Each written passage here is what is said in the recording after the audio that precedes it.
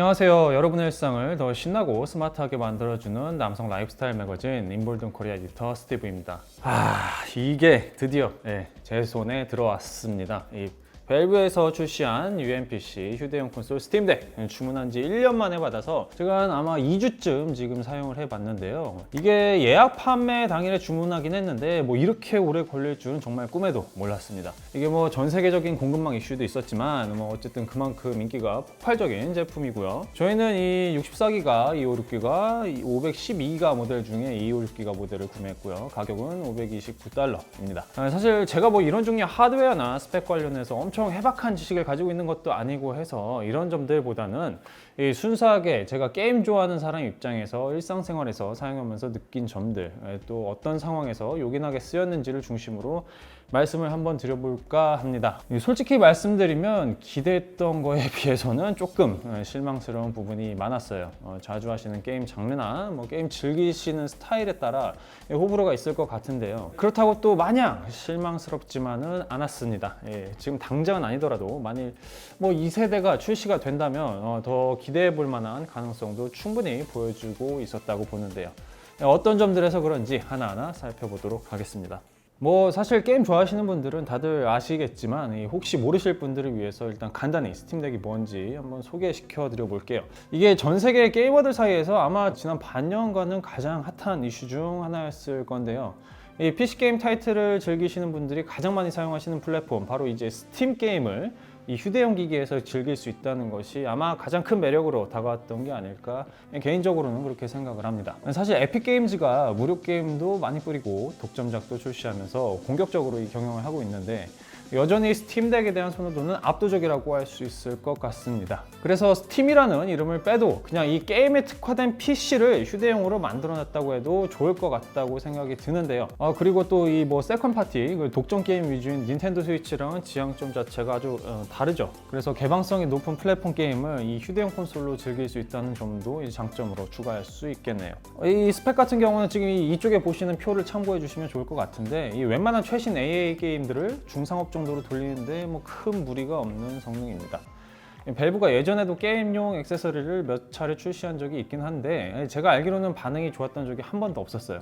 그런데 이 스팀덱은 출시 소식이 발표되자마자 폭발적인 반응을 이끌어냈고 출시 후에도 대체로 좋은 반응을 얻고 있습니다. 그런데 이게 조금 써보니까 개인적인 인상으로는 이게 정말 테크나 스펙 덕후, 게임 헤비 유저들 이런 분들에게는 크게 어필할 수 있을지 모르겠는데 캐주얼한 게임을 즐기시는 분들에게는 엄청나게 큰 매력이 아닐 수도 있겠다, 그런 생각도 들었습니다.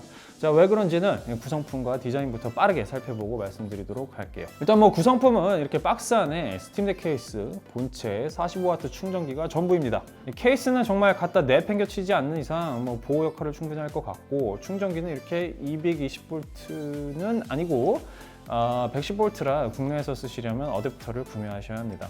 디자인 같은 경우에는 별로 고급스러운 느낌이 저는 안 들었어요. 보시면 이렇게 제 이 팔뚝만한 이 우람한 몸집을 가지고 있고요. 전체적으로 이 플라스틱 재질을 사용을 했는데 이렇게 만지거나 이렇게 살짝 이렇게 두드려 봤을 때 소리나 이런 게 좀 약간 저렴해 보이는 감이 있습니다. 그렇다고 이제 버튼 같은 게 결착이 흔들리거나 이런 것들은 없었고요. 그리고 양쪽으로 이렇게 스틱이 있는데 손에 닿는 느낌이나 움직이는 느낌도 아주 좋습니다. 그리고 이 전면 바깥쪽으로 YXAB 버튼, 방향키, 트랙패드, 스팀덱 시스템 설정을 조절할 수 있는 스팀 메뉴 버튼, 빠른 설정 버튼, 스타트 옵션 버튼, 셀렉트 버튼이 있습니다.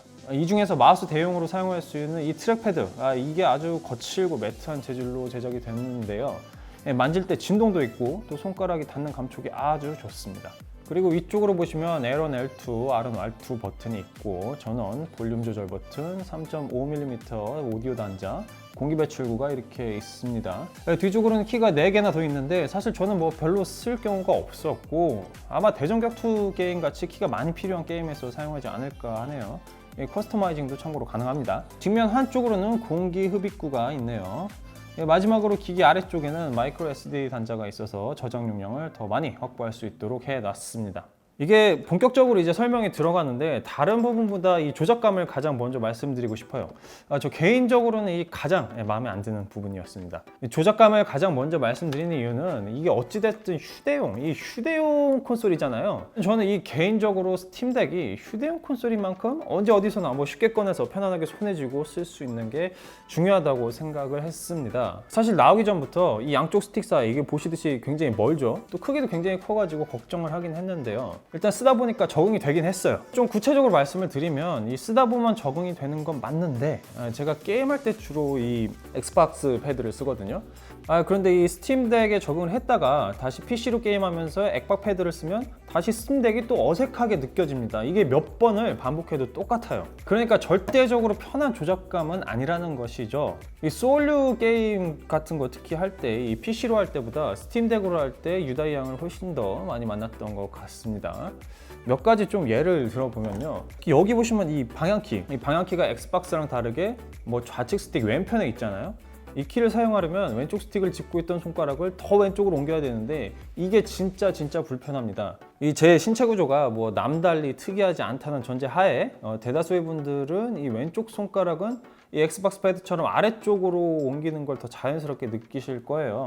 물론 이 아래쪽 트랙패드도 방향키랑 동일한 기능을 하긴 하는데요. 이게 사실 뭐 감도도 좀 이상하고 그 크기도 좀 커가지고 부정확하게 입력될 때가 많더라고요. 그리고 이 FPS 게임 뭐 이런 거 총 쏘는 게임 같이 에이밍 필요한 게임 같은 경우 이 키보드 마우스 조합이 더 편하다는 거는 뭐 다들 아실 거예요. 뭐 저같이 엑스박스 패드로 이런 게임을 하시는 분들은 이 에이밍 하실 때 보통 오른쪽 스틱으로 하시죠. 근데 이게 키보드 마우스보다 편할 수는 없는 것 같아요. 그런데 이 스팀덱은 오른쪽 트랙패드로 마우스처럼 에이밍을 할 수 있긴 한데 저는 솔직히 말하면 스틱보다 더 불편했어요.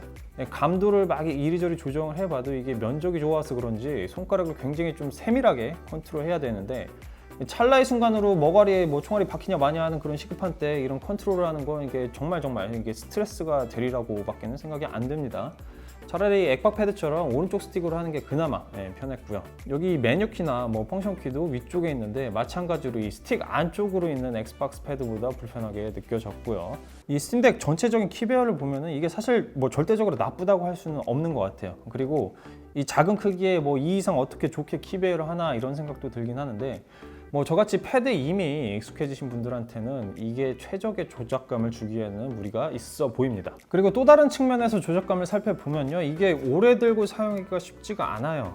일단 손에 잡히는 그립감 자체는 뭐 여기 닌텐도 스위치 이거보다는 훨씬 좋아요.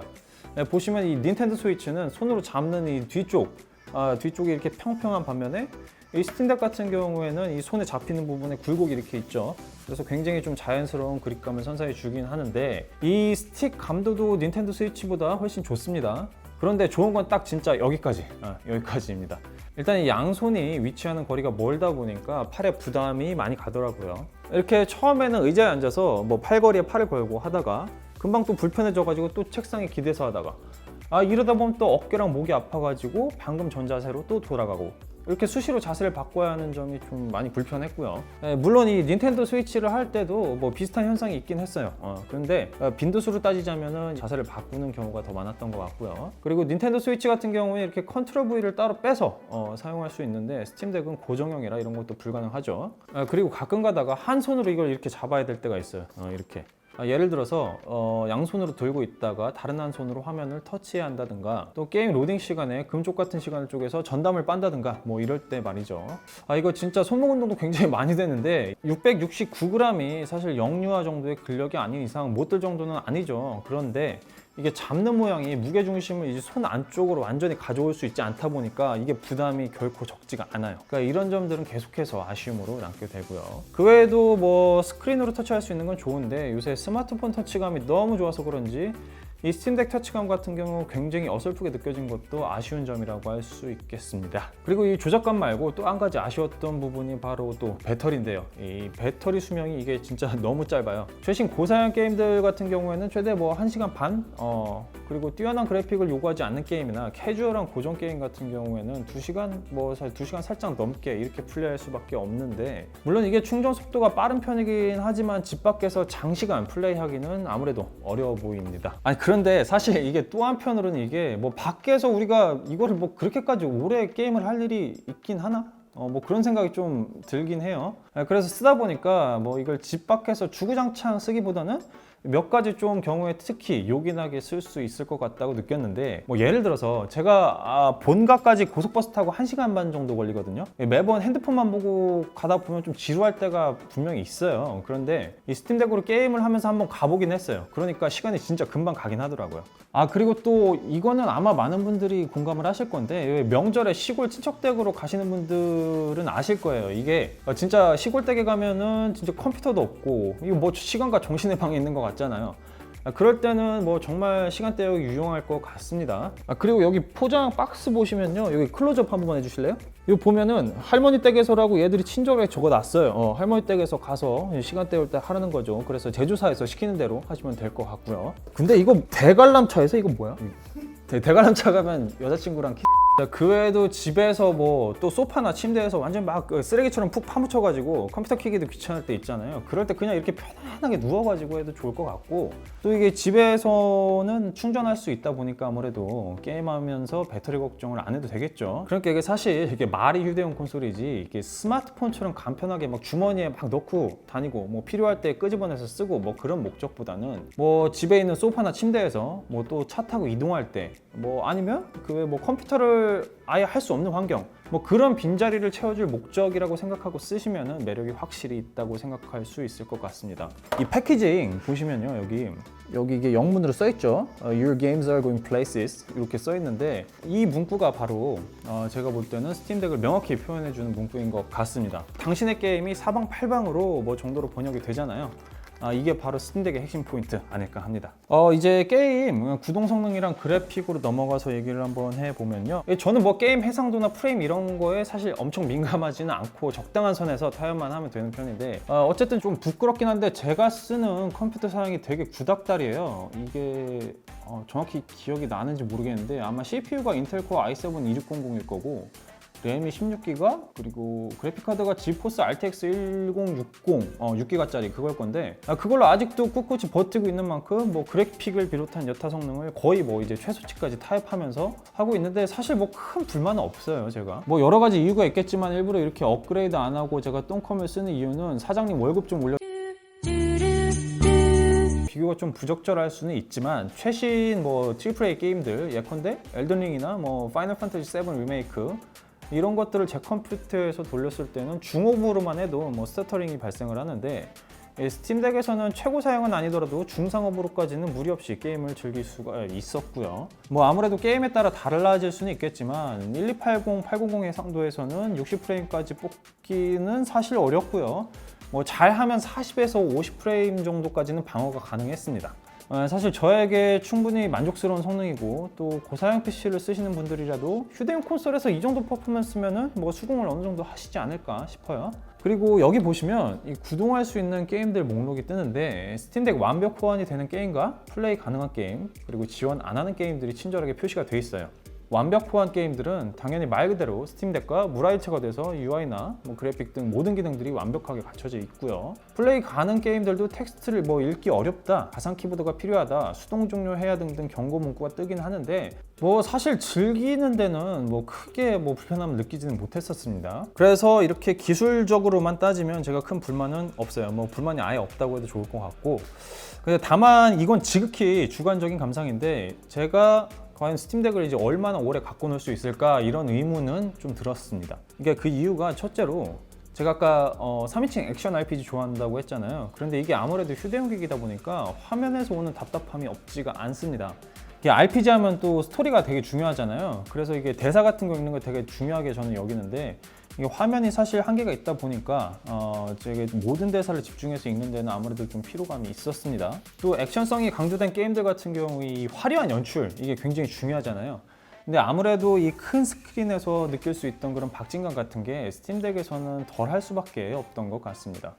그리고 일부 뭐 소울류 게임 같이, 아니면 또 FPS 게임 같이 화면 곳곳에 숨어있는 작은 디테일들 발견하는 거, 그런 것들 중요한 게임들이 있잖아요. 근데 이 스팀덱에서는 아무래도 그런 것들 발견하는 데는 아무래도 모니터로 볼 때보다는 어려움이 확실히 따를 수밖에 없었던 것 같고요. 뭐 근데 그렇다고 화면이 여기서 더 커지면은 이게 휴대용이라는 의미가 아예 없어지겠죠. 그리고 발매 연기된 이 스팀덱 독이나 뭐 스팀 링크를 사용하면 큰 스크린에서도 게임을 할 수 있긴 하죠. 그런데 이게 그 확장기기에서 그래픽을 업그레이드해서 이렇게 디스플레이 해주는 게 아니다 보니까 이게 엄청 매력적으로 다가오지는 않을 것 같다라는 생각입니다. 뭐 그래서 솔직히 말씀드리면 저는 솔직히 2주 만에 정남이가 뚝 떨어졌습니다 라고 하기에는 좀 이제 오바죠. 그건 아니지만은 흥미도가 금방 식은 거는 사실이에요. 제가 게임이 주된 취미긴 한데 그러니까 막 매일 하는 건 아니고 그냥 일주일에 3-4번 정도? 뭐 시간 날 때 적게는 1시간, 뭐 길게는 뭐 3-4시간 이 정도 하는 그렇게 헤비 유저까지는 아닌 그런 이제 게이머입니다.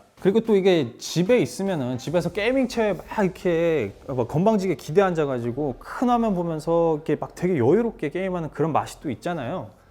사실 그냥 전 그 정도로 충분하거든요. 막 여기저기 다니면서 언제든지 스팀덱 갖고 있으면서 게임을 하면 되게 좋겠다 이런 생각까지는 안 든 것 같아요. 그래서 아무래도 이 스팀덱이 저한테는 매력이 좀 반감되지 않았나 싶고요.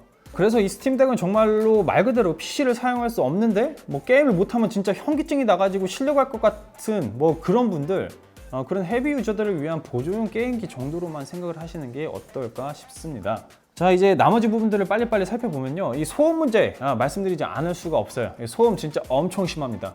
소음 안 난다고 하면 진짜 거짓말이에요. 게임하는 중에도 소음 명확하게 인지가 되고요, 게임할 때도 그렇고 뭐 게임 다운받을 때도 심지어 소음이 심합니다. 뭐 이런 기기, 이제 팬이 들어가 있는 기기들이 돌아가다 보면 사실 소음이 안 날 수는 없죠. 근데 이게 조금 과하지 않나 이런 생각들이 지워지지가 않았고요. 이건 기말 안 하고 ASMR 마이크로 한번 들려드려 볼 테니까요, 직접 한번 판단해 보시길 바라겠습니다.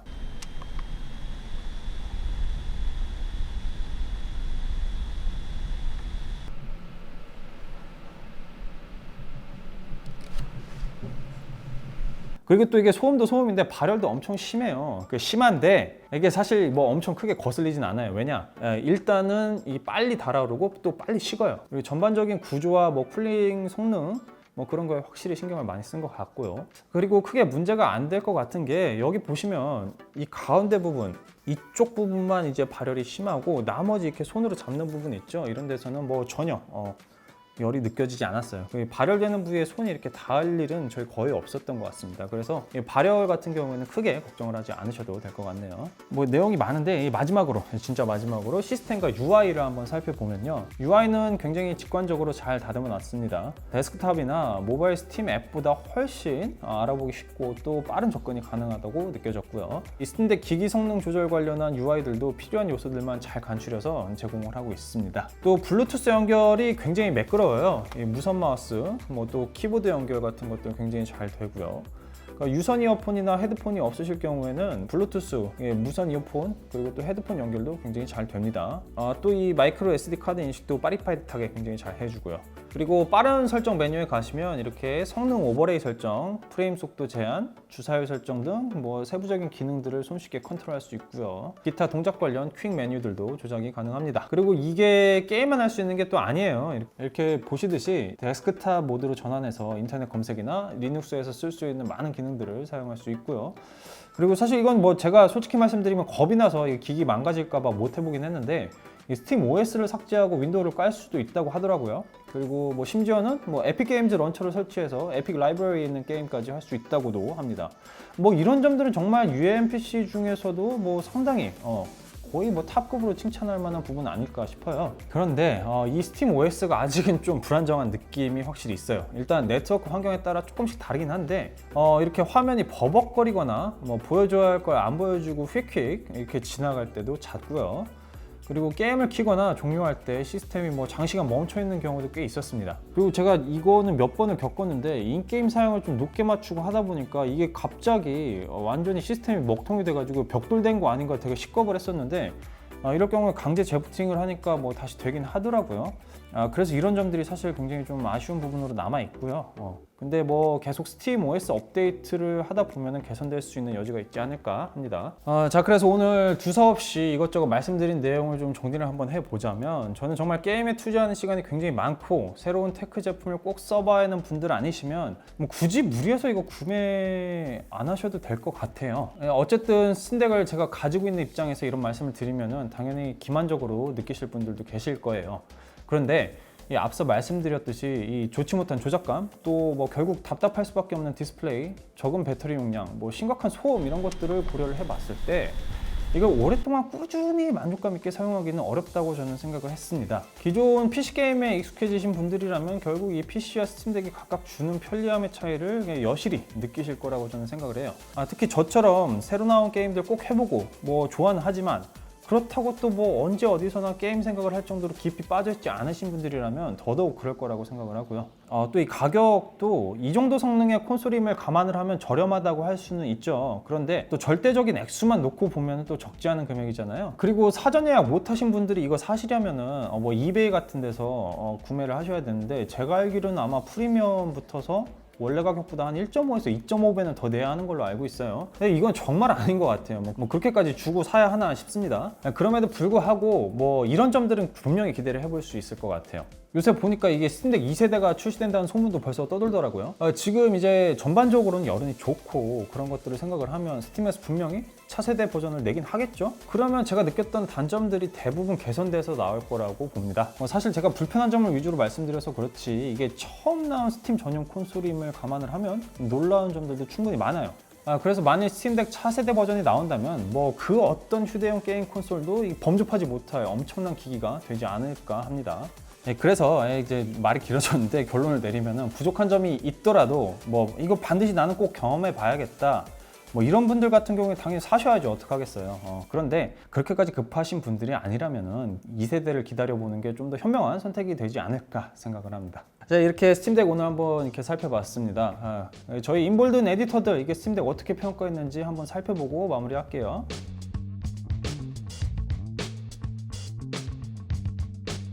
네, 오늘 저희가 준비한 내용 여기까지고요. 더 궁금하신 점이 있으시거나 뭐 리뷰 필요하신 제품이 있으시다면 댓글로 남겨주시면 감사하겠습니다. 앞으로도 빠르고 유익한 정보로 찾아뵙는 인몰든 되겠습니다. 감사합니다.